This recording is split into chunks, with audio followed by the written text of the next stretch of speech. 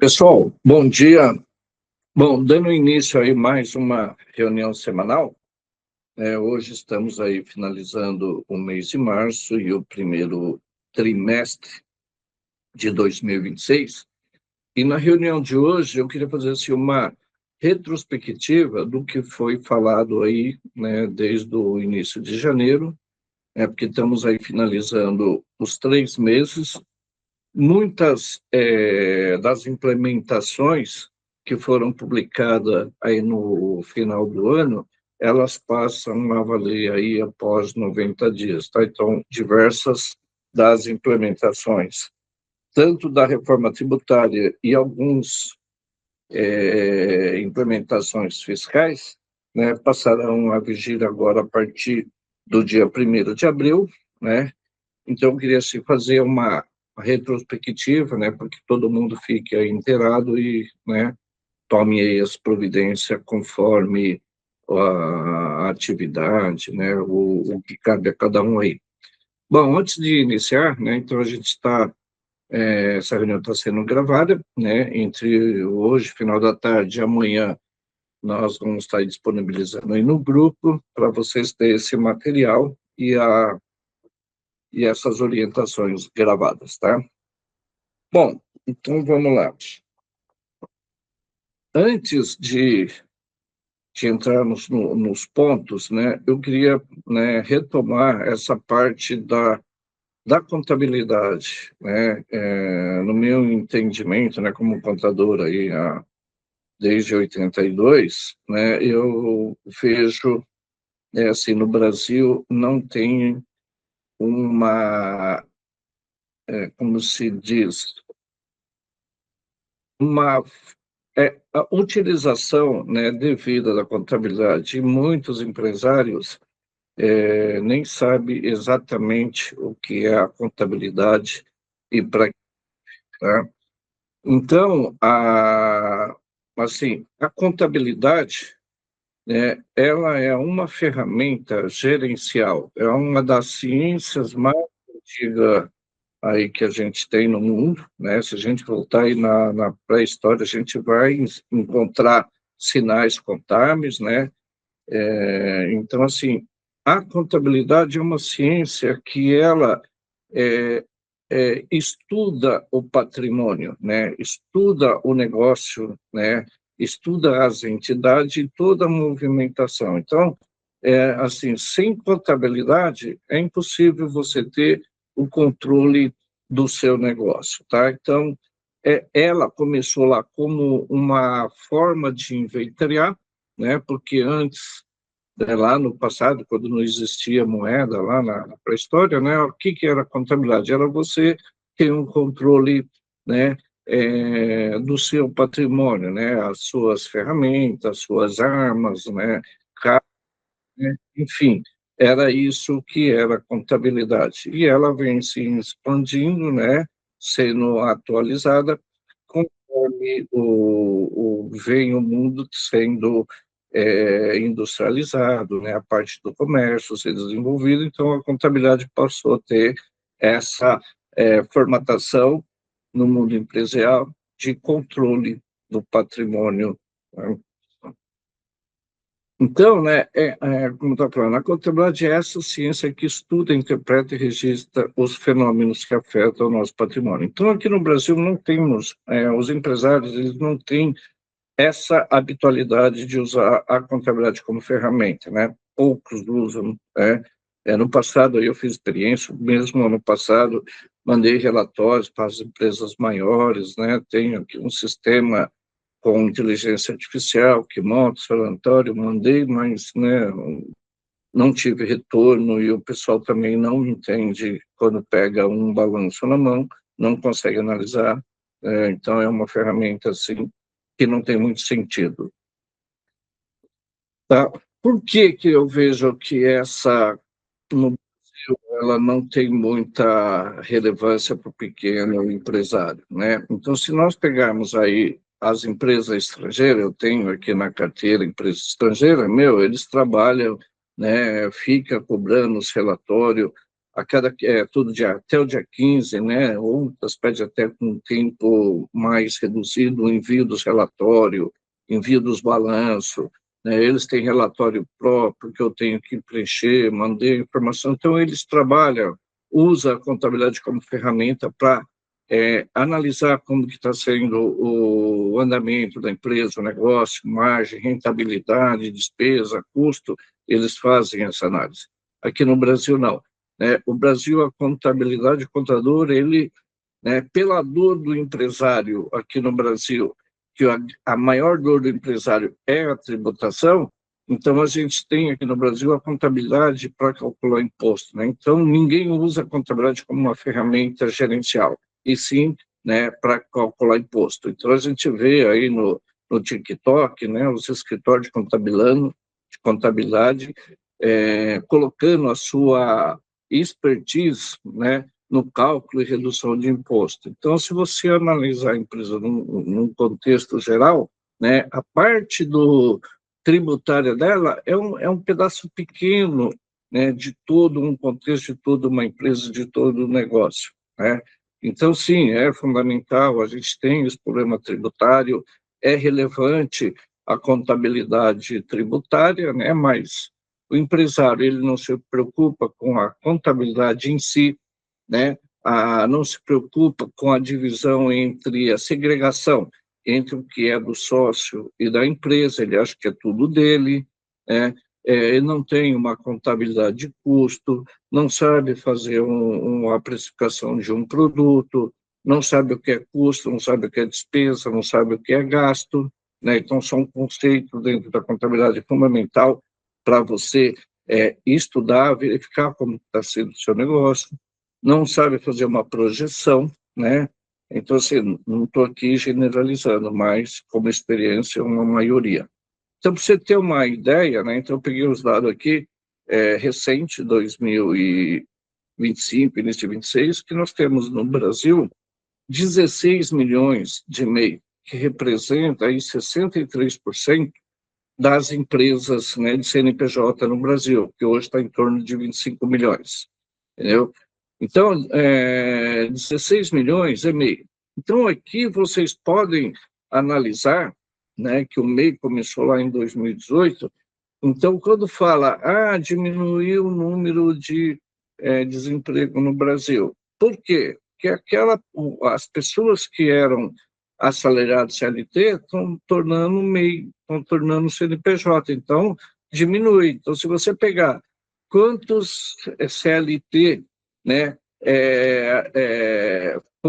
arrumou emprego em 2025, e se você pegar qual foi o crescimento de MEI em 2025, então você vê que a abertura de empresa por pessoas físicas, é maior do que a taxa de emprego, Então, por que está diminuindo, no meu ponto de vista, uma análise minha?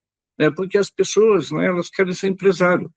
Lá no ano passado, eu fiz uma palestra, quando iniciei lá o Instituto Inotec, que a maior sonho da pessoa é ter o seu próprio negócio, É um dos maiores sonhos, o maior deles é viajar, O segundo é ser empresário. Então, a gente vê esse pessoal tentando buscar essa condição de ser empresário. Mas aqui no país a gente não tem um respaldo para isso. Então, a gente tem bolsa para tudo, mas não tem um auxílio para o microempreendedor. Aí você pega as empresas do Simples Nacional, que é aquelas que faturam até 4 milhões e 800, tem 7 milhões e 200 mil empresas. Então, o MEI e o Simples Nacional, empresas que faturam até 4 milhões e 800, representam 90% dos CNPJs do Brasil. Lucro presumido é 1,5 milhão, de empresas. Então, quem que está dentro do lucro presumido? É a empresa que pode faturar até 78 milhões. Lucro real, aí pode ser empresa pequena, ou grande, que também o tipo de faturamento, aqui no lucro real, algumas empresas, algumas atividades, elas não podem ser simples, não podem ser lucro presumido e é lucro real, e geralmente as empresas de grande porte são 230 mil. As outras, isenta, imune, que entra aí, todas as associações, as ONGs, né, são 340 mil. Então, a gente vê que o Brasil é constituído de empresas pequenas. Então, 90% das empresas fatura 4 milhões e 800. Então, se a gente analisar aqui, por que o Brasil não tem uma renda, o pessoal não tem uma boa renda CLT? Porque uma empresa que fatura até 4 milhões e 800, do meu ponto de vista, que representa 90% das empresas, né, ela não consegue absorver um diretor, um gerente, um engenheiro, né? Então, essas empresas que faturam até 4 milhões e 800, o máximo que ela tem lá é um administrador, né? Ela não tem capacidade de ter equipe grande. Então, do meu ponto de vista, para melhorar, né, a nossa situação, precisamos da condição dessas empresas crescerem, tá? De microempresas, de empresas aí de pequeno porte que faturam, a gente precisa alimentar, dar incentivo para as empresas crescerem, né? Para quê? Porque aí uma empresa se torna maior, ela tem essa condição, ela consegue absorver mais profissionais, né? Então, uma empresa do Simples Nacional, né, quando ela sai da empresa, que ela chega no limite de 4 milhões e 800, que está parado aí há muitos anos esse limite, tem uma defasagem, eu acredito, acima de 50%, então o limite da microempresa deveria estar lá para uns 8 milhões, né? Como o do MEI está em 81, né? O estudo aí que teria que ser falar em torno de 140, 150 mil, tem um projeto já aprovado lá, que o MEI deve ir a um faturamento anual de 130 mil, junto com essa lei, esse projeto de lei, tem também o aumento das empresas do Simples Nacional. Mas eu duvido que o Lula vai sancionar isso, né?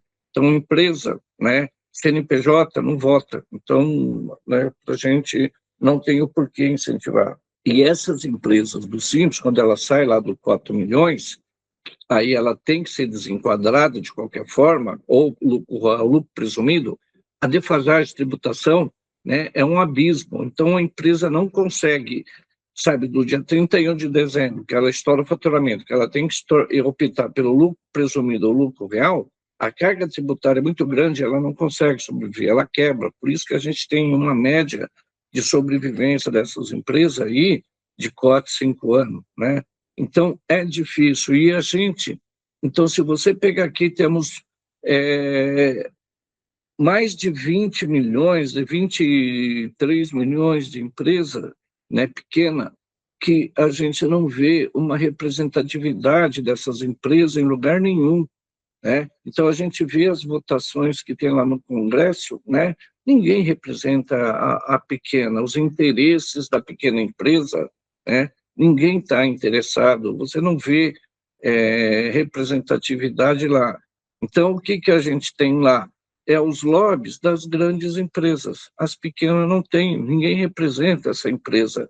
Se a gente pegar todos os sindicatos patronais, né, eles não têm nem aí, eles têm... Me parece que tem um telhado de vidro que tem medo de brigar pelas pequenas empresas.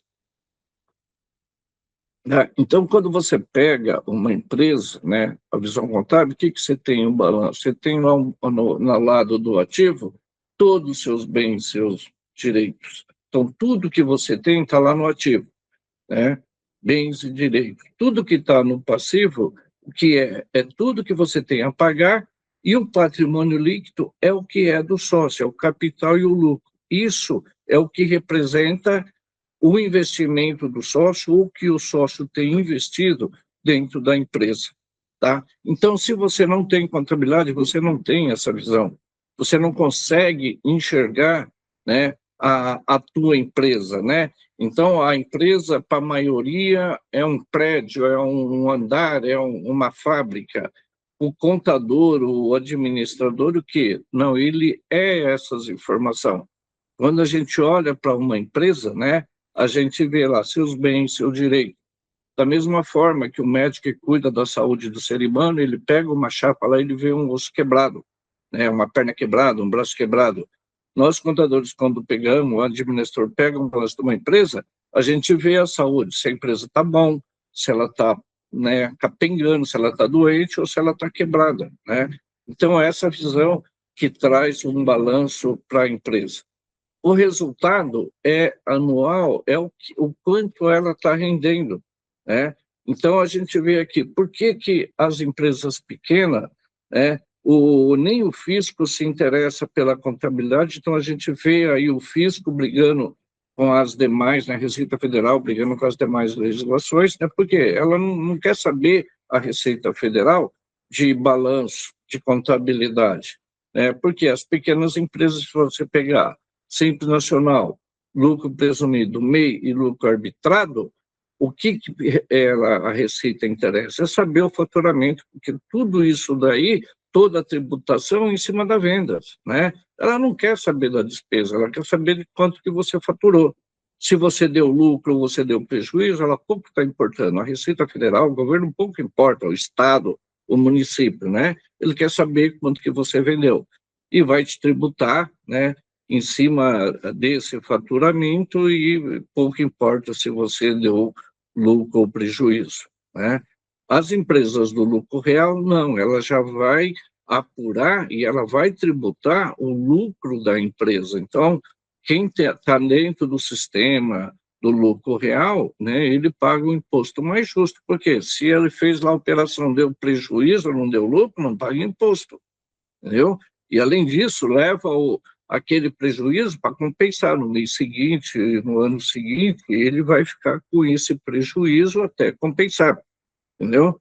Então, é isso que é a contabilidade. E hoje nós temos mais um agravante, né, do governo que, depois que você faz tudo, você apurou um lucro, esse lucro você já pagou todos os impostos, isso seria aqui sobrou para os sócios, né, para os investidores, e agora, né, se você, esse lucro da empresa, que você já pagou todos os impostos, né, você já teve o prejuízo, compensou seus prejuízos, se for distribuir, né, então aí todas as empresas têm que pagar imposto 10% acima daquilo que ultrapassar mensalmente a 50 mil, entendeu?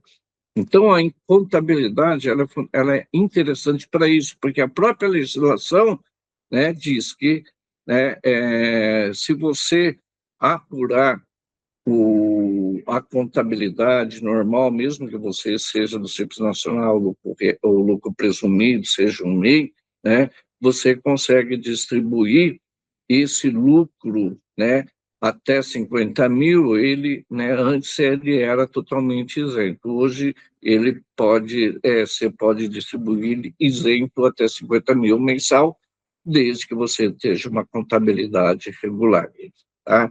Então, qual que é o objetivo da contabilidade? É, né, trazer para o administrador, para o sócio, para o investidor, um controle, uma visão, né, do negócio, um controle patrimonial e trazer informações gerenciais. Então, fica aqui a minha dica para quem não tem contabilidade, não faz contabilidade, né? Eu sugiro uma contabilidade que seja feita, uma contabilidade regular.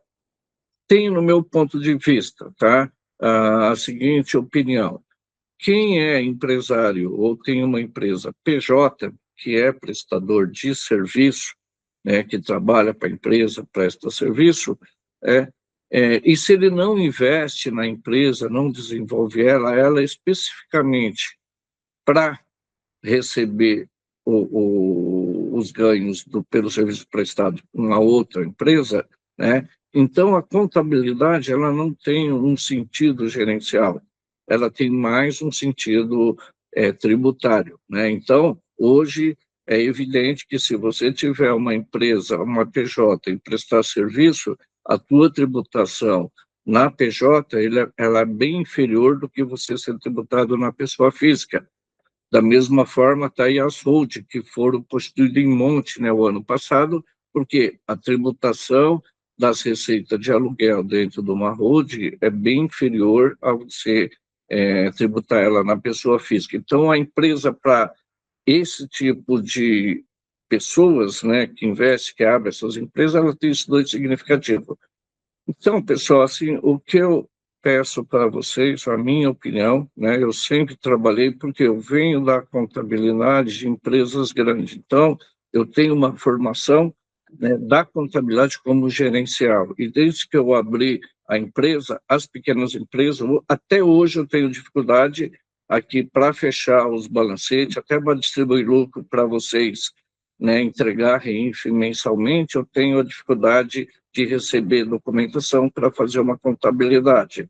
Então, de qualquer forma, por mais que eu me esforce aqui, né, vocês ainda ficam pendentes dessas informações, inclusive os balanços que eu fecho, que quando o pessoal não manda as informações corretas, elas podem ser, essa contabilidade ela pode ser desconsiderada e vocês têm que pagar imposto sobre esse lucro que eu estou distribuindo, porque se a contabilidade ela for desclassificada, ela for considerada não dentro das regras contábeis. Porque na contabilidade nós temos uma regra geral que hoje é usada no Brasil inteiro. Então, no Brasil e vários países do mundo, a gente tem uma contabilidade com aí a globalização, uma contabilidade, um padrão único de contabilidade universal, né, que todos os países, né, a maioria deles hoje, o sistema que a gente usa no Brasil é utilizado aí por mais de 200 países.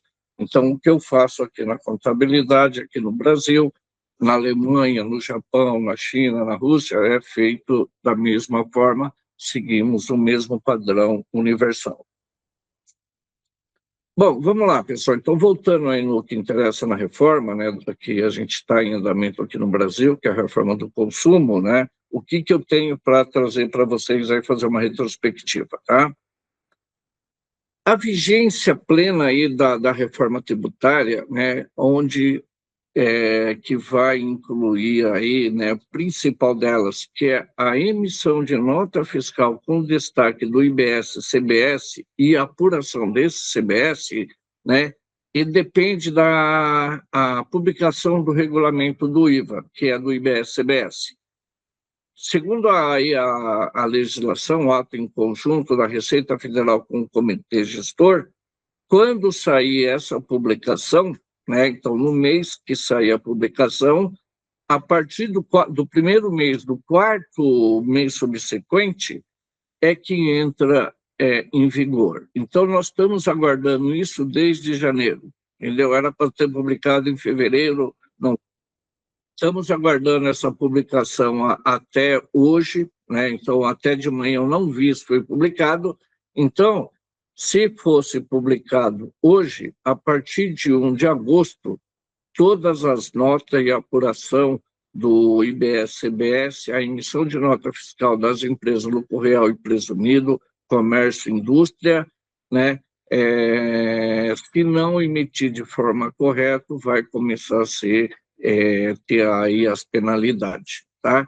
Então, o tempo está passando. Eu tenho observado aqui no escritório que poucos estão se preocupados com isso, né? Não estão emitindo as notas de acordo, principalmente as empresas do comércio e indústria. Ainda estão emitindo no sistema, o sistema está liberado, mas a hora que for publicado, né, esse prazo termina. Então, se publicar hoje, a partir de 1 de agosto, você não vai mais conseguir emitir nota fiscal sem os campos do IBS-CBS.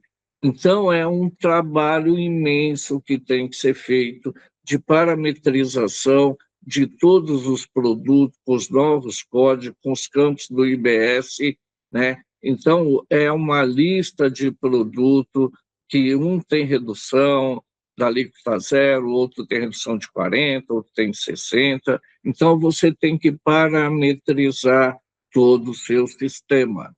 Então, não adianta ligar para a contabilidade no dia 1 de agosto, se for publicado hoje, que não está emitindo nota fiscal. Não vai emitir nenhuma nota, porque o sistema vai travar, entendeu? Que acontecido lá em 1 de janeiro, como não conseguiram publicar, estão estendendo, né, essa legislação, mas ela deve ser publicada, esse regulamento, e aí temos 4 meses para se organizar. Então, essa organização, essa parametrização, era para estar sendo feita já desde o dia 1º de janeiro.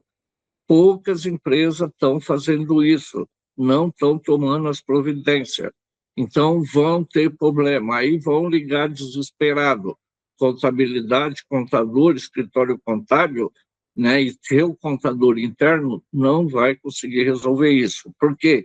É um trabalho mais da parte de TI, né? Vocês têm que passar a relação dos produtos com o contador, né? Para ele fazer essa parametrização, é a única coisa que ele vai fazer. O restante é problema de TI, né? Então, gente, começa a fazer isso.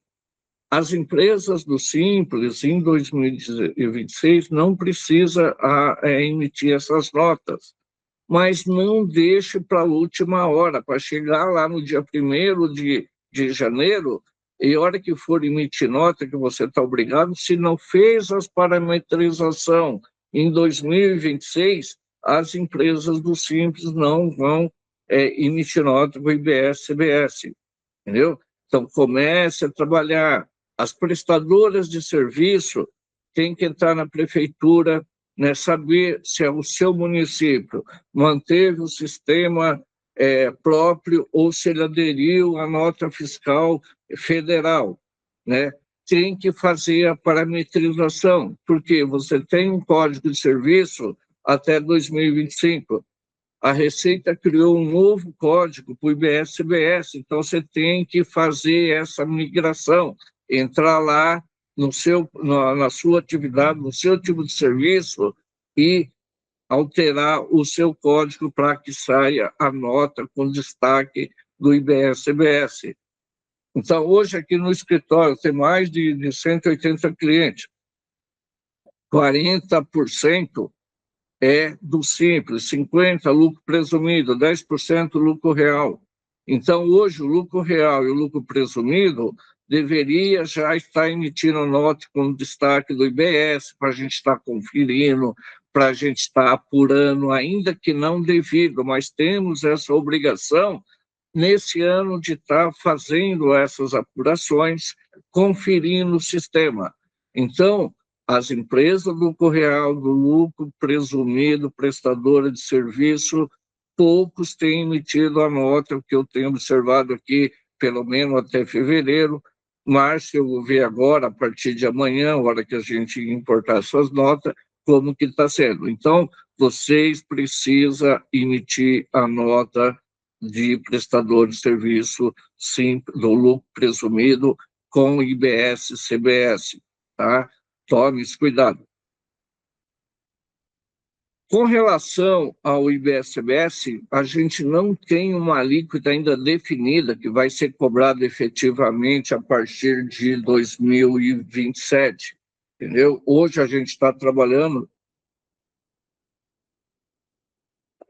com o IBS e o CBS a 1%. É uma alíquota aí que foi colocado para a gente testar o sistema.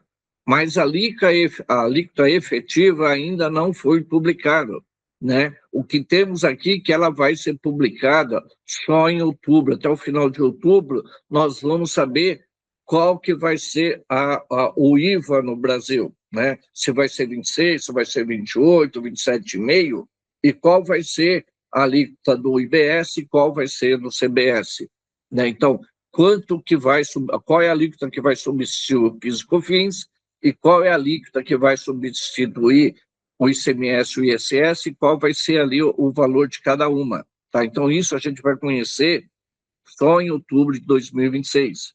Então, vocês vão ter um impacto no preço de vocês, na maioria, né? Porque você tem que pegar o seu produto, saber onde que você está, se você vai ter uma tributação de 100%, então, se for definida uma alíquota de 28% do IBS-CBS, você vai pagar 28%, ou você vai estar em alguma lista de produto que vai ter uma redução de 40%, 60%, né? Ah, eu não vou pagar, vai ser uma alíquota zero, como é dos alimentos e alguns outros, então, você precisa começar já a trabalhar em cima disso para saber qual é a alíquota, mais ou menos, a correta que vai ser publicada em outubro, mas hoje você pode trabalhar com uma alíquota entre 26% e 28%. Dá para você ter já um cálculo de qual vai ser o impacto no seu preço a partir de 1 de 27, né, que vai ter essa majoração até 33,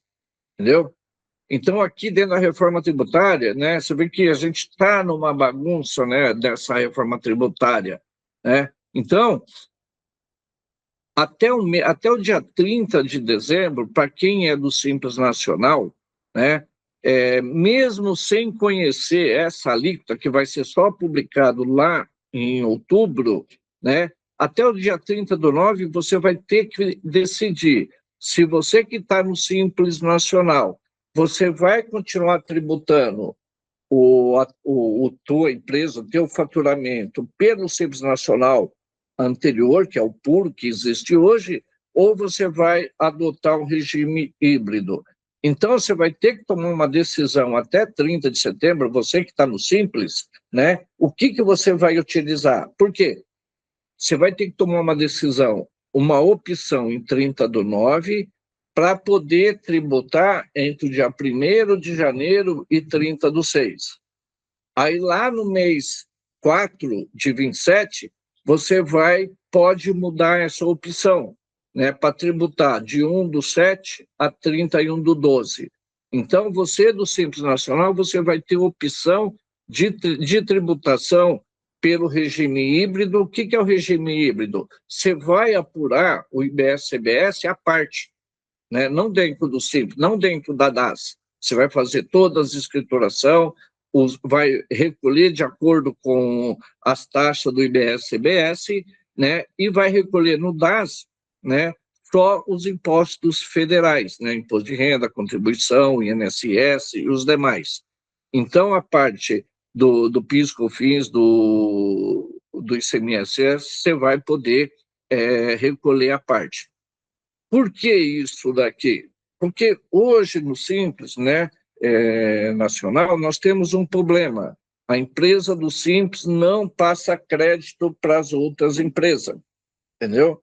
Então, esse é um problema. Então, quem está no Simples Nacional, uma indústria quer comprar um produto seu, né, você, né, vai vender para ela, mas ela não vai levar crédito.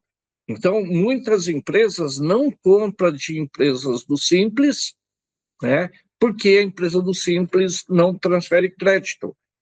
Então, é melhor comprar de uma empresa do lucro presumido, às vezes o preço é um pouco maior, mas você leva o crédito de ICMS, de IPI, né, de PIS e COFINS, se tiver no lucro real. E uma empresa do Simples, o máximo que ela transfere é aquele valorzinho que está lá no Simples, é muito pouco, né? Então, dentro, né, já prevendo isso, o que ocorreu com o Simples Nacional, aqui da reforma tributária, né, a Receita abriu essa possibilidade. Então, você está no Simples Nacional. Se você é uma empresa que vende só para o consumidor final, do meu ponto de vista, dos meus cálculos que eu fiz, então é vantagem você ficar no Simples Nacional tradicional puro. Porque você vai vender para consumidor final, né? Então você não vai transferir crédito, entendeu? Então, para você é mais vantagem, você vai, né, conseguir por lá. Então, por exemplo, você tem um restaurante, você vende para a pessoa comum, você tem uma loja de roupa que vende para o consumidor final, beleza. Agora, se você é uma fábrica de roupa, de calçado, né, então é melhor você estar no sistema híbrido. Por quê? Porque você vai vender para terceiros e você vai transferir crédito. Você é uma pequena indústria que está dentro da cadeia produtiva de qualquer setor, que você vende para alguém que vai usar seu produto como matéria-prima. Se você tiver no Simples Nacional, né, optar aí pelo Simples Nacional puro a partir de 1 de 27, provavelmente você vai perder venda. Então, você precisa estudar, analisar, ver seu produto, onde você se encaixa dentro da reforma tributária, o seu produto, a sua atividade, para você fazer essa opção. E está aí, é 30/9, meu, tempo voa, né? E quem ainda não fez nada, a gente não consegue nem avaliar em que situação que a empresa tem. Por quê? Porque não emitiu nota ainda, emitindo as notas ainda do sistema anterior, a gente não sabe qual que é o efeito desse IBS dentro do seu produto hoje, entendeu? Então, é esse o problema que a gente tem, né, que está aí já desde janeiro, mas ninguém está dando muita atenção, né, é alguma coisa que você, aí, empresário, precisa já começar a pensar nisso. A outra situação dentro aí do Simples Nacional, da reforma tributária, né, que está aí para entrar em vigência, é o CNPJ técnico para a pessoa física, tá? Então, o que é isso? A partir de julho, pelo que está na legislação, não sei se vai prorrogado ou não, mas é o que temos, né? Que diversas pessoas físicas, ou uma maioria, né, que exerce atividade econômica como produtor rural, pessoa física, profissionais liberais, né, médico, dentista, todo mundo que trabalha, que não tem um CNPJ, né, profissionais liberais, advogado, contador que não tem empresa, ele vai ter que ter um CNPJ a partir de julho, tá? Os autônomos que trabalham, pedreiro, eletricista, né, que trabalha hoje como pessoa física, ele vai ter que ter um CNPJ, tá? Porque todos os serviços, como está na legislação, tudo isso vai gerar crédito, né? Então, qual é o cuidado de você, empresa, em relação a isso? Que quando você contratar uma pessoa, um profissional desse, né, você vai verificar, você é MEI, eu preciso da nota. Você é microempresa, eu quero nota. Você é pessoa física, né, que hoje você faz aquele recibo, que na realidade ninguém faz, né, ele vai ter que te dar uma nota fiscal. Por quê? Porque a hora que ele te dá uma nota fiscal, nessa nota fiscal vai estar lá o valor do serviço, né? Então, por exemplo, se o IVA for 28, ele vai prestar um serviço para você de R$ 1.000, vai estar lá R$ 1.000 serviço e mais 280 do IVA. Esse IVA você vai tomar crédito para abater do teu produto que você for vendendo. Então, todas as atividades onerosas, a partir de agora, com a reforma tributária, ela vai gerar crédito. Então, o governo, a Receita aí, né, inteligentemente, criou esse CNPJ técnico. Então, tudo que você comprar, né, é, que, que vai ser obrigado agora, você vai ter possibilidade de tomar crédito. É o que a gente sempre brigou lá. Eu quero tomar crédito, né? Sempre a legislação fala em crédito de todo o material, mas nunca deu esse crédito, né? Então tinha uma briga, né, de material, então tem material que se confunde na produção, é direto, indireto, dá crédito de IPI, dá crédito de ICMS, dá crédito de PIS, dá crédito de COFINS, é a bagunça. A reforma tributária pacificou tudo isso, tá? A não ser que venha, temos surpresa aí. Então, com o governo que a gente tem, a gente pode esperar de tudo, tá? Então, quem será obrigado, né, a ter o CNPJ a partir de 7 de 26, né? Produtor rural, como eu já falei, os profissionais liberais autônomos, né? Então, aqui, pela legislação, seria quem fatura, né, a superior a 40.500, né? Ele teria que dar nota. Porque criar uma reforma empreendedor, o nanoempreendedor, que é o MEI que fatura a metade do limite, que hoje é 81. Então, Quando for o nanoempreendedor, esse ele vai estar, pelo que está na legislação, ele vai estar dispensado de dar nota, ele vai te dar um recibo, e aquele recibo com o CPF dele, você vai poder tomar, pagar, né, mas ele não vai te dar crédito. Mas esses estão dispensados dessa nota fiscal, mas se puder ter a nota fiscal, melhor, porque vai, se ele tiver a nota fiscal, ele está dispensado, mas ele não está proibido. Se ele tiver a nota fiscal, ele vai transferir crédito para você. Os transportadores de carga e taxista, né, vão ter que ter a nota fiscal. Aqui entra também lá o que a gente sempre tem falado, né, se vê muito no TikTok. Então, os locadores, pessoa física de imóveis, com renda anual superior a 240 mil, vai ter que começar a emitir nota a partir de 1/7, entendeu? Então, por isso que muitas empresas, muitas pessoas físicas montaram a holding, porque aqui na pessoa física você vai recolher lá imposto de renda 27 e mais 8,40 aproximado do IBS-CBS, né? E na pessoa física, na pessoa jurídica, você vai ficar em torno de 14%. Então, uma tributação pela metade. CNPJ, né? Então, assim, esse CNPJ que técnico, que o pessoal está chamando aí no mercado, não quer dizer que ele vai se tornar uma pessoa jurídica.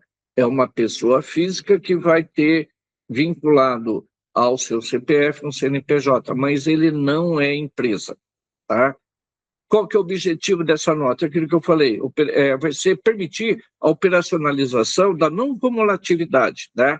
Então, se essas pessoas te dão uma nota, vai ter o crédito do IBS-CBS destacado, e você toma crédito, tá? Então, tudo que você comprar com nota, ou serviço que você tomar com nota, vai gerar crédito para você, tudo aquilo que você vender vai ser tributado lá IBS-CBS, você vai compensar e vai recolher a diferença.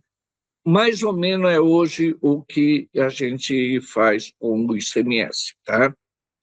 Então, a partir aí desse mês, né, some aí a figura do RPA, que era o recibo de pagamento autônomo, que a gente passava ele pela folha de pagamento. Eu acredito que esse nota do autônomo, né, que vai dar, ele ainda vai continuar passando pela folha, ou deve ter alguma orientação, mas ele passa também a ser obrigado a ter o INSS, né, todas aquelas obrigações da parte trabalhista, tá? Mas ele vai ter que emitir nota.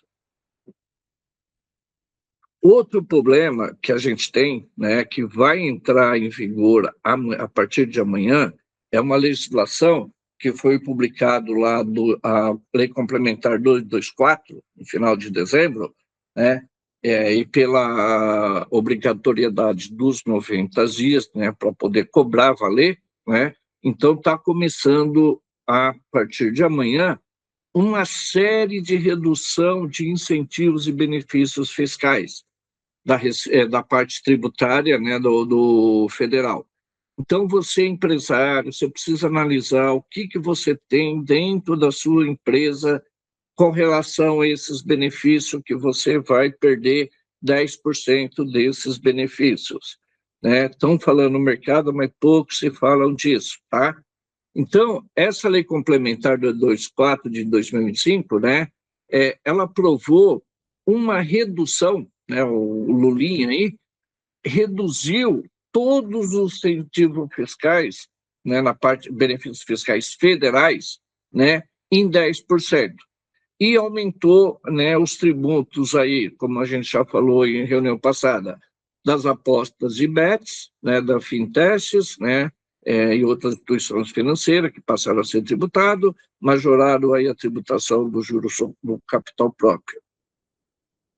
E essa legislação criou aí um controle, né, mais rígido sobre esses benefícios. Então, o que estamos tendo aí né, nesse período de ano eleitoral, do ano passado para cá, né, então, um desespero para arrecadar e para continuar mantendo essa política, quem quer dinheiro, né, para voto, né?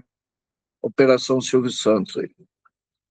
Então, quais são os benefícios que vão ser reduzidos ou majorados? Então, a redução de 10% atinge os seguintes benefícios. Programa do PIS, né, e do PASEP e o PIS de importação. Então, quem tinha aquele benefício na exportação, que tinha um benefício de você ter lá uma redução, fazia um cálculo, tinha um crédito, né, quando você exportava, que era um benefício, era um incentivo à exportação, foi reduzido em 10%. O COFINS, né, também sobre a importação, né, também teve redução. Quem tem algum benefício na importação de alguns produtos, né, na importação, foi reduzido, né? O IPI, quem tem lá a alíquota, por exemplo, quem tem uma redução do IPI é 100%, né? Então, como que vai ser agora? Você vai ter uma redução só de 90%, entendeu? O imposto de renda, aqui a gente teve o contrário, tivemos uma majoração na base de cálculo do imposto de renda do lucro presumido em 10% e da contribuição. O imposto de renda, poucos estão falando, né, essa tributação da majoração dos 10%, o imposto de renda já começou no início de janeiro. Então, esse trimestre, hoje, estamos fechando o primeiro trimestre do imposto de renda para quem está no lucro presumido, então vamos recolher no dia 30 de abril o imposto de renda com a majoração desses 10%. Então, o limite anual é de 5 milhões, então aí houve a subdivisão, então vai ficar 1.250.000 por trimestre. Então, quem faturou até 1.250.000, janeiro, fevereiro e março, somando no trimestre, deu 1.250.000, continua do jeito que estava, não vai ter majoração. Faturou 1.500.000, então você já vai ter uma majoração de 250.000, e sobre esses 250.000, a tua base para quem é do comércio é 8,80 e não 8, e quem está no prestador de serviço, o lucro presumido, que a alíquota era, a taxa lá do lucro presumido era 32, vai para 35 e 20, tá? Então teve essa majoração. A contribuição, pelo que eu estou vendo aí no pergunta e resposta, como ela é uma contribuição, ela vai começar a valer a partir de 1 de abril, né, por causa dos 90 dias lá para entrar em vigor a legislação. Então, quem está no lucro presumido, o primeiro trimestre não vai ter a majoração da contribuição social, pelo que está aí na pergunta e resposta, esclarecimento da Receita, que saiu na quinta-feira, essa publicação. Então, vai começar a pagar os 10% a partir do segundo trimestre. Então, as importações, né, que tem lá os impostos de importação também, né, que tem lá alguma alíquota reduzida, algum incentivo, vão perder 10% dessa benefício que tinha. Então, quem importa, né, provavelmente, a partir de amanhã já vai sentir o peso, né, dependendo do produto que importa, precisa consultar a aduaneira, ver o seu produto, qual é o efeito que você vai sofrer nessas importações com essas redução de benefício, desde que você tenha esses benefícios, tá? Então, aqui, né, assim, o que mais vai afetar, eu vejo a parte do PIS e COFINS, que tinha bastante incentivos, e o pessoal vai perder esse incentivo. Então, de todos os incentivos federais, né, a maioria deles vão sofrer essa redução em 10%. Tá? Então, essa redução vai afetar as indústrias químicas, que tem bastante, né? Os créditos presumidos, que eu já falei, né, de IPI para as empresas exportadoras, que elas têm esse benefício, os créditos presumidos de PIS e COFINS para os setores farmacêuticos, que tem benefício, agropecuária, alguns alimentos, transporte, né, exportação de café e cítrico, né? Alíquota zero, né, de PIS e COFINS para importadores de fertilizante. Então, se tinha alíquota zero, né, hoje ele vai ter, né, vai ser tributado talvez uma redução só de 90%. Né? No caso do lucro presumido, como eu falei, né, essa majoração de 10%.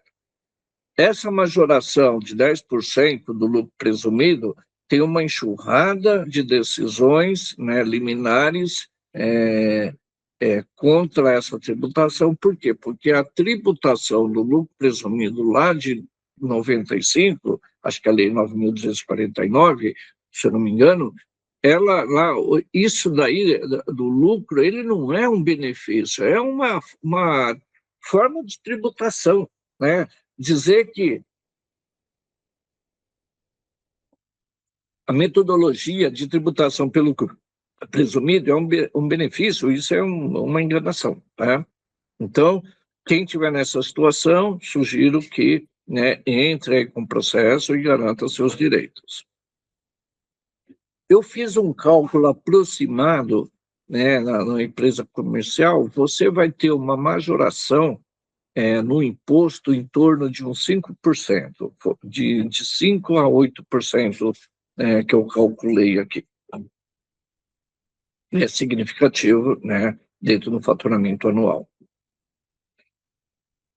Exceções previstas, né? Então, essa redução não atinge, né, a imunidade dos templos religiosos, né, os partidos políticos, né, e outros. A Zona Franca de Manaus, né, também não vai ser atingido. Produtos da cesta básica não vai ser. As entidades filantrópicas sem fins lucrativos também não vão ser afetadas. As empresas do Simples, o programa Minha Casa Minha Vida e ProUni não vai ser afetado. A Lei Aldir Blanc aí, né, também não vai ser, né, a desoneração da folha também não vão ser, e incentivos para os setores de tecnologia, informação e comunicação também não vão ser afetados com essa redução, tá? Mas cada um precisa olhar onde se encaixa e dar uma analisada a partir de amanhã o que pode estar afetando ou não, né, o seu negócio. Outro ponto, né, que é recente, saiu, né, apesar que está lá desde de janeiro, mas entrou assim a maior divulgação agora, é esse formulário digital, né, de beneficiários finais, né? Então, o que é isso? Essa aí é uma obrigação, né, que está valendo aí desde janeiro, que temos que entregar até o final do ano, é uma obrigação dos contadores, de informar quem é os beneficiários finais, né, de cada empresa, entendeu?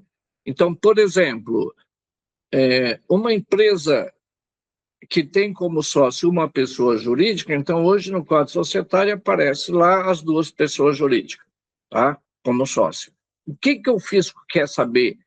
Quem são as pessoas físicas, né, dessas duas pessoas jurídicas, né? Então, a gente vai, né, os contadores têm até o final do ano, né, de 2026, né, quem tem no quadro societário sócio pessoa jurídica, vamos ter que entregar essa declaração, entrar lá na Receita Federal e informar quem são os sócios dessas pessoas jurídicas, né, que são sócios da sua empresa aí. Então, tem que abrir isso daí. Então, o fisco quer saber quem que está por trás. Então, aquele negócio que a gente usava no planejamento, né, tributário para, como se diz assim, omitir lá os sócios, né, como hoje é nas SA, nas limitadas isso acabou, entendeu? Então, você tem hold, pessoa jurídica, que tem outra pessoa jurídica como sócio, para esconder os sócios, né, pessoa física, né, isso acabou. Entendeu? Então, com tanto planejamento, o pessoal fazendo esses anos, a Receita foi lá, deu um checkmate em todo mundo, tá? Então, a gente vai ter que entregar no ano de 2026, todas as empresas que têm no quadro societário uma pessoa jurídica, vamos ter que informar. ou 30 dias, né, da data da ocorrência, quando mudar qualquer situação dentro do quadro societário da empresa, vamos ter que mandar esse formulário para a Receita Federal, informando quem são os sócios dessas entidades, tá? Obrigatoriedade de entrega, né? Todas as associações, né? Todas as atividades, né? Sociedade civil, comercial, associação, cooperativa, fundação, as empresas suspensas, inclusive as inaptas, né? Então, aquela empresa que tem um monte de débito, né, que está inaptas, né, vai ter que manter o sócio lá, para a Receita poder enxergar quem é que está por trás dessas empresas, tá? Então, acabou aí aquela forma de ocultar sócios. Prazo de entrega, 30 dias, como eu já falei, da inscrição da empresa, né, ou de qualquer alteração do quadro societário, né, e até o último dia do ano, né, caso não tenha alteração no quadro societário, você vai ter que, então, esse ano vamos ter que entregar de todas as empresas, né, que tem no quadro societário pessoa jurídica, como a gente falou, e a partir de 2027 ela se torna obrigada a uma obrigação anual, tá? O que deve ser informado nesse formulário? A identificação do beneficiário, CPF, nome, residência, nacionalidade, né, os e-mails e tudo. Tá? Informar sobre representante legal, quando houver, então se você é um procurador ou não, né, nessa questão também. E o objetivo dela, né, é você realmente lá trazer para a Receita, né, quem é o beneficiário final dessas empresas, que muitos são ocultos em determinados tipos de sociedade, então isso acabou, tá? O cronograma, né, então já começou em 26, como eu já disse, né, então hoje, né, 2026, as empresas que têm a pessoa jurídica no quadro societário têm que informar, e a partir de 2027, né, passa a ter aí, porque toda essa informação ela vai ser feita em duas etapas. A primeira etapa, né, que vai ser a partir de 2027, aí vai entrar, né, a sociedade simples ou limitada com faturamento a partir de 78 milhões. Entidades com aplicação financeira no exterior. Então, você vai ter que abrir o sócio e dizer quem são os beneficiários dessas aplicações. Entidades sem fins lucrativos que recebem verbas públicas, né? Então, essa farra aí, espero que venha, seja diminuída. Né? A segunda etapa, a partir de 1 de 2028, todas as sociedades simples limitadas, né, com faturamento maior do que 4.800.000. Lá, 27 era acima de 78 milhões, agora em 28 vai de 4.800.000 a 74 milhões. Fundo de investimento de entidade privada, fundos de pensão e similares, né? Então, assim, a IN define que, né, fazer um resumo, as empresas do Simples Nacionais que faturam até 4.800.000, né, anuais, né, e as outras que também esteja dentro, né, em outro limite, mas esteja dentro dessa faturamento, né, não precisa prestar essas informações. Mas é que eu entendo que essas empresas têm a pessoa jurídica, elas estão obrigadas, tá? Empresa do Simples, né, ela não tem condição de ter uma sócio pessoa jurídica, mas as demais pode, quem está no lucro presumido, né, pode ter pessoa jurídica, né, no sócio, né, está no lucro presumido, ter sócio pessoa jurídica, então eu entendo que teria que informar quem são os sócios dessa pessoa jurídica.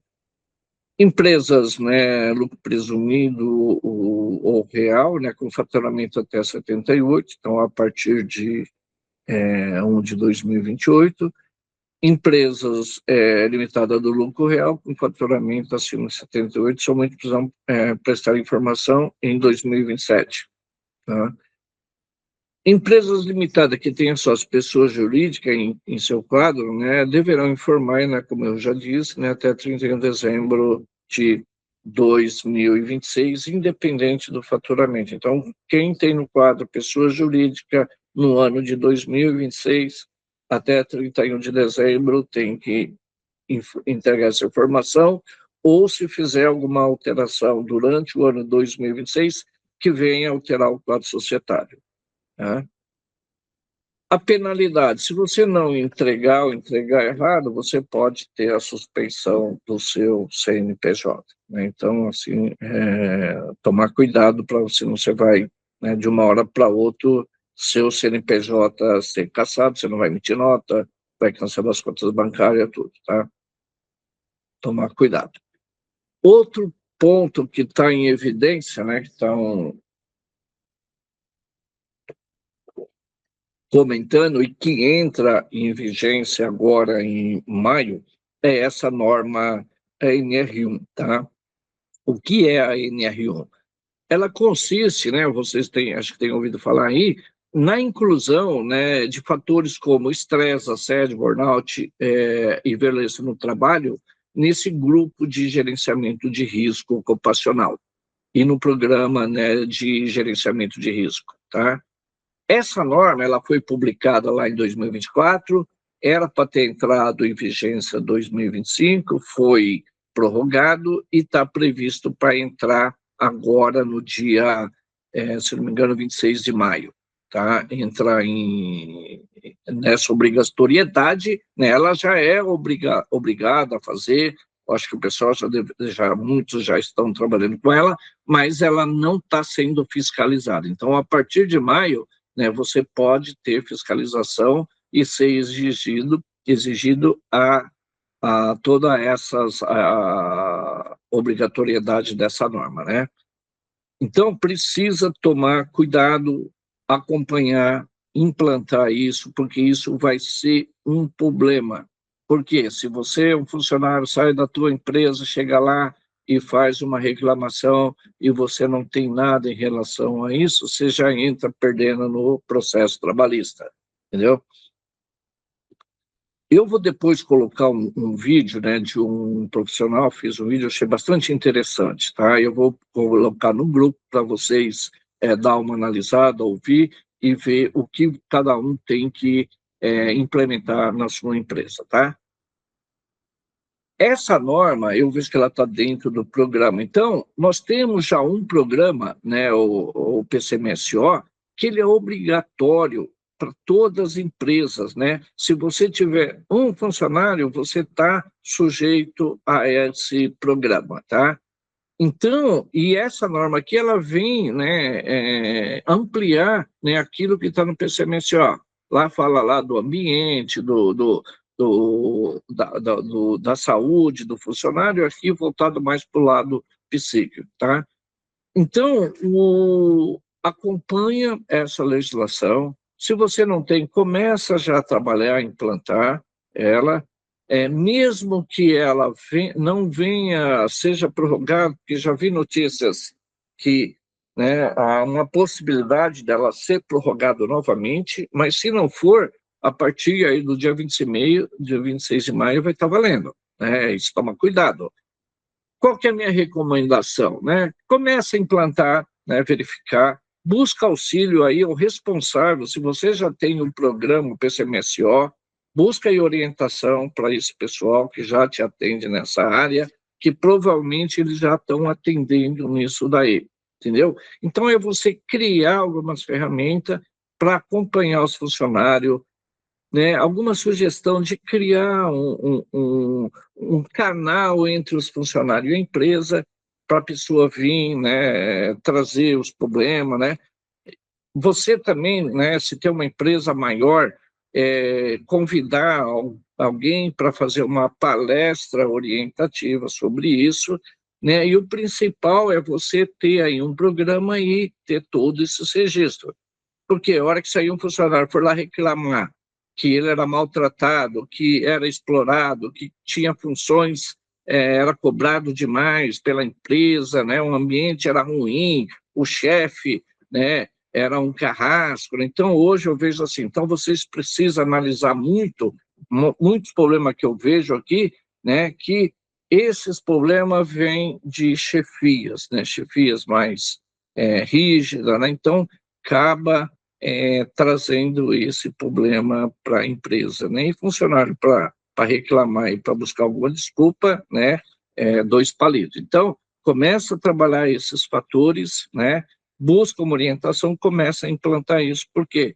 Porque vai ser uma enxurrada de reclamações trabalhistas, né? Esse eu estava vendo aí o que foi publicado sobre as reclamações trabalhistas em 2025, foi uma enxurrada, foi ano recorde de pagamento pelas empresas de indenização trabalhista.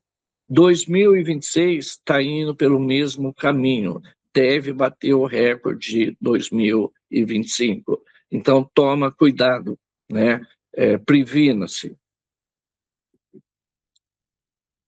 Um outro ponto, né, que a gente foi aí, né, pego de surpresa, né, é o tema aí do julgamento da não incidência do ITBI, tá?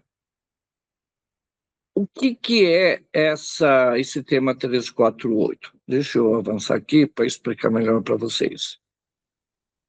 É a tributação, a incidência ou não, do ITBI, né, que é um imposto municipal, quando você transfere um bem para terceiro, uma venda, tá? Então, a gente tem lá o artigo 156, que fala que esse é um tributo de competência municipal, né, porque nós temos três esferas que tributam o contribuinte aqui. A gente tem a União, temos o Estado e tem o município, né? Cada um tributa, né, tem o seu tributo. Então, o ITBI é uma tributação de competência do município, entendeu?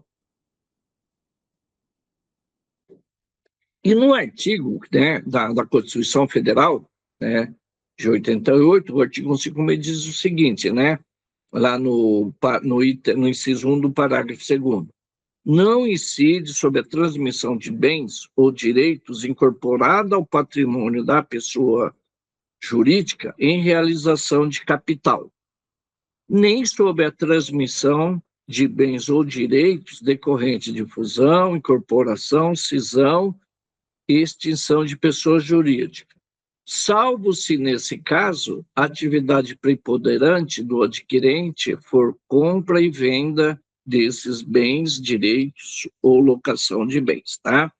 Então, a gente teve uma tranquilidade todo esse tempo, né, que a incorporação de bens ao patrimônio, né, de uma pessoa jurídica, então você tem lá os bens na sua pessoa física, você transfere para a jurídica, né, não tem o ITBI, entendeu? Aí começou a criar uma confusão, porque começaram a interpretar, né, nem sobre a transmissão na incorporação, salvo nesse caso. Então, aqui muitos entendem, né, aí vira uma torre de Babel, né, que a incidência dessa preponderância é só no caso da incorporação cisão. Né? Outros entendem, né, que seja todas, mas você tem que ter a ser preponderante. Então, o que é ser preponderante? Você pega o imóvel, coloca numa empresa, numa holding, né, que todo mundo criou, e se essa empresa, a holding, só for locação ou venda, então a receita dela é só de locação, então é preponderante. Agora, se você tem uma atividade mista, locação e prestação de serviço, você acha proporcionalidade. Então, se eu faturei 50 mil de aluguel no ano e faturei 51 mil de serviço, né, no ano, então a minha preponderância não é a atividade imobiliária, é a atividade de prestação de serviço. Então o ITBI aqui não deveria incidir também. Então eu tenho uma fábrica, eu coloco um galpão meu no capital daquela fábrica, não vai ter ITBI. Por quê? Porque a atividade da minha empresa, que eu integralizei aquele imóvel, é indústria, né? Então, atividade preponderância. Então, aí ela nem tem atividade imobiliária. Então, não tem. Então, você é um advogado, você tem uma sala comercial, aí você pega aquela sala comercial, integraliza lá no capital do seu escritório de advocacia. Então, o escritório de advocacia não tem atividade imobiliária, entendeu? Então, essa transferência não vai ter a incidência do ITBI. Aí agora virou essa confusão, teve uma confusão que é do tema 796, que é do Alexandre de Moraes, acho que foi aí em 2024, que dentro de uma atividade, dentro de uma operação, uma empresa lá no Sul, a prefeitura tentou cobrar o ITBI. Por quê? A pessoa integralizou diversos imóveis dentro de uma holding, de uma pessoa de imobiliária, uma empresa de administração de bens. Ela tinha lá, por exemplo, o total desses imóveis que estava na declaração dessa pessoa física era 1 milhão. Aí o que ele fez? Ele foi lá, integralizou o capital em 200 mil.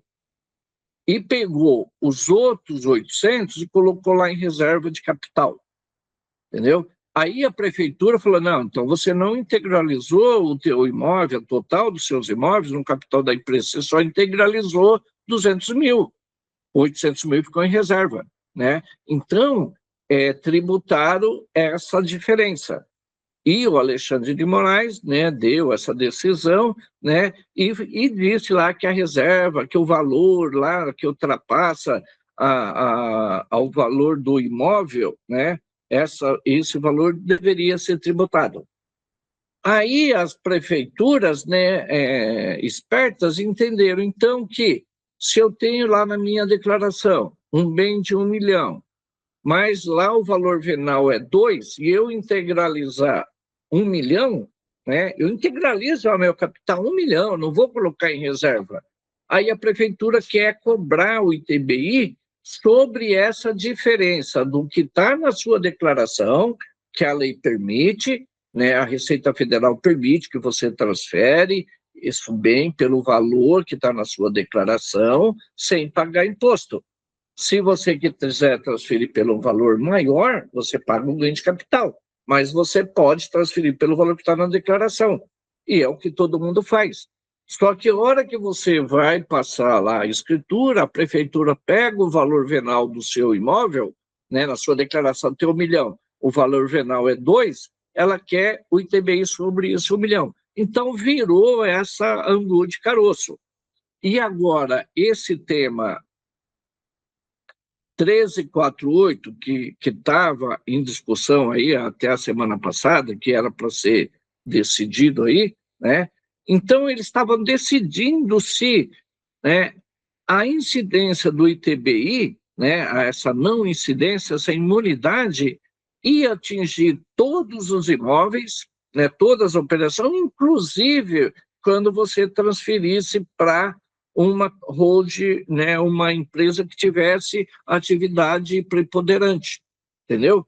Então, era isso que estava sendo discutido lá no STF até a semana passada, que foi suspenso lá o ano passado, e eles voltaram aí no dia 20, com a notícia que até o final de março eles iam decidir. Então já estava o voto a favor do contribuinte em 4-1. Aí chegou aí o Dino, né, e o Dino, que chegou na vez dele de votar, ele lá, por uma artimanha, né, que ele chama lá, ele pediu destaque, né? Então, o que é pedir destaque?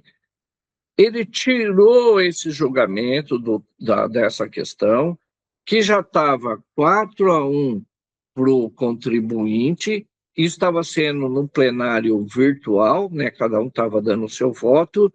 Ele trouxe isso para que fosse julgado, né, no plenário presencial. Cada um vai ter que dar seu voto presencial, vai ter que explicar, justificar e votar. Então, o que ele fez? Ele cancelou tudo que já estava, né, esses votos, né, e vai ter um início dessa votação tudo de novo. Então, o que estava 4-1 pode virar 5-0 contra o contribuinte, ou o pessoal que votou a favor manter o voto. Então, nada está perdido. Então, o que estão jogando aí na mídia um blá, blá, blá, mas tudo continua, né, como estava, né, só vai começar um novo julgamento, só que a gente não sabe quando. Então, do meu ponto de vista hoje, quem montou a SWOD estava aguardando esse julgamento, né? Eu sou da opinião que deve manter, segurar, não passar o imóvel agora, né, lá as escrituras, porque vai pagar o imposto hoje, entendeu? Ou entrar com algum recurso, mas aí eu não sei se vai ter, né? Eu talvez acho que tenha uma liminar para suspender essa cobrança até esse julgamento. Então, nada mudou, tá? Para mim, né, ainda continua valendo, não mexeram na Constituição, ainda continua valendo essa imunidade. Então, é uma questão da gente esperar esse julgamento, que agora a gente não tem mais data, não sabe quando vai ser colocado em votação e quando vai retomar isso, tá? Mas é esse o problema do nosso tema 1348, né, do ITBI. Então, tudo aquilo que a gente estava lá votando, que já estava 4-1, voltou a estaca zero, né? Eu acredito que os ministros que votaram a favor, eles devem manter o voto deles, né? Então, a gente precisa aguardar, né, o desenrolar desse tema aí, né? Então, é isso daí que a gente tinha sobre esses temas, né? Então, são alguns temas que estão aí, né, vigentes, que vão entrar em vigor aí nos próximos dias, né? Então, cada um de vocês tome cuidado, faz análise, né?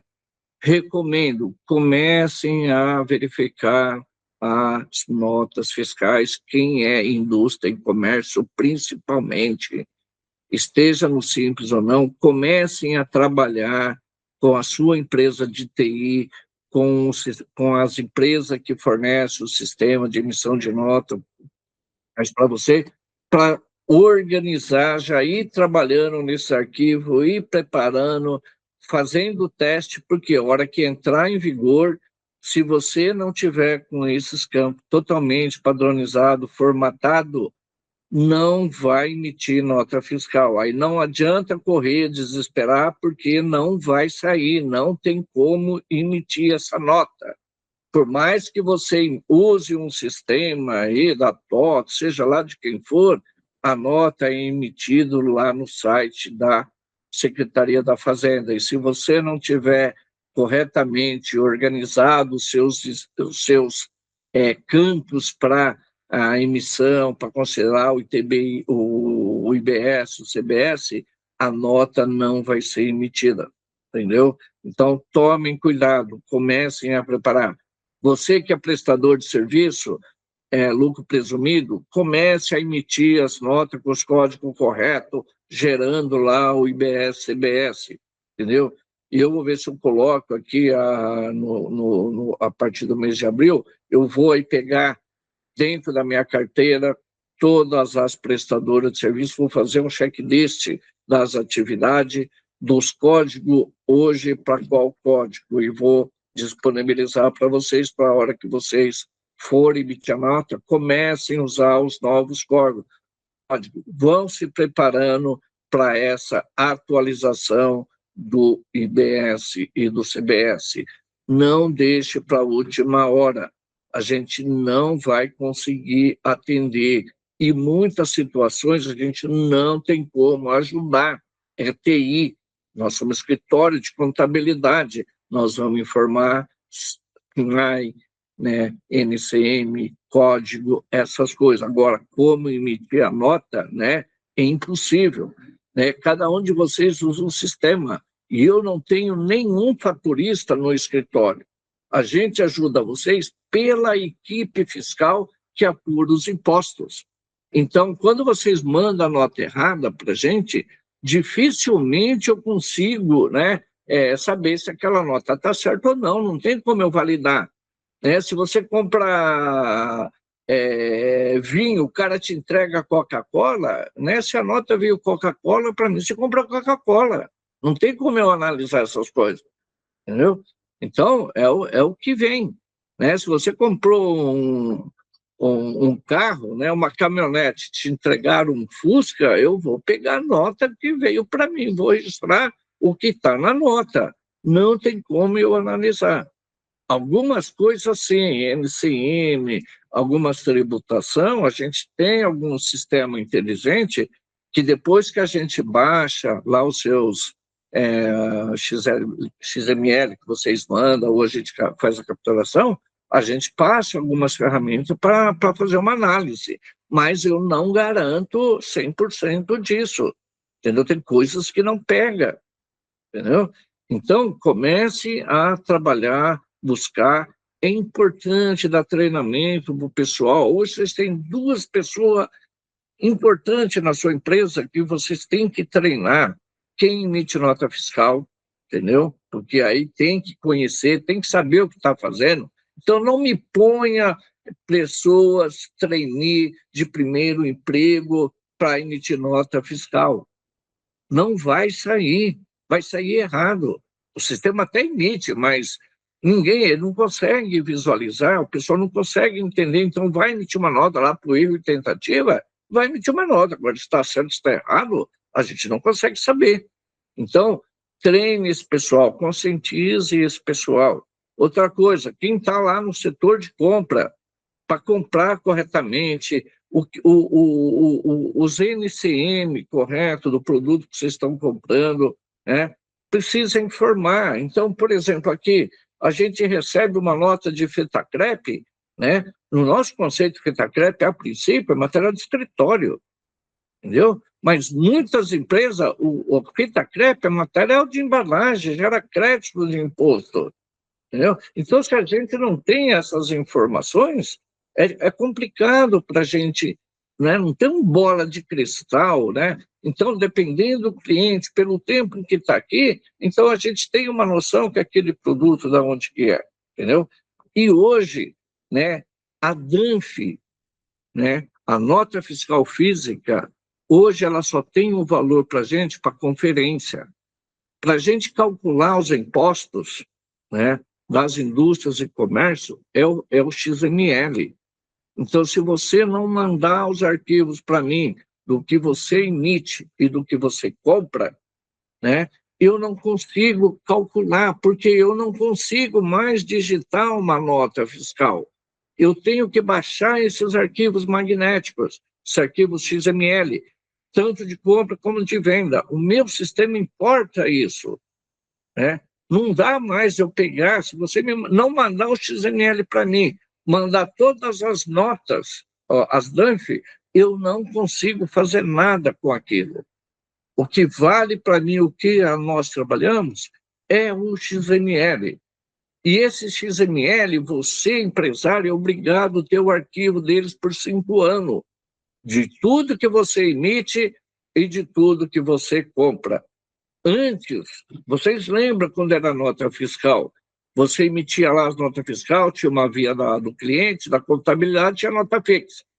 A nota fixa era aquela que você entregava, né, ou encadernava quando era formulário contínuo, ou quando era nota em bloco, você tinha que guardar e apresentar para o fisco. Hoje o fisco vai querer de você o XML.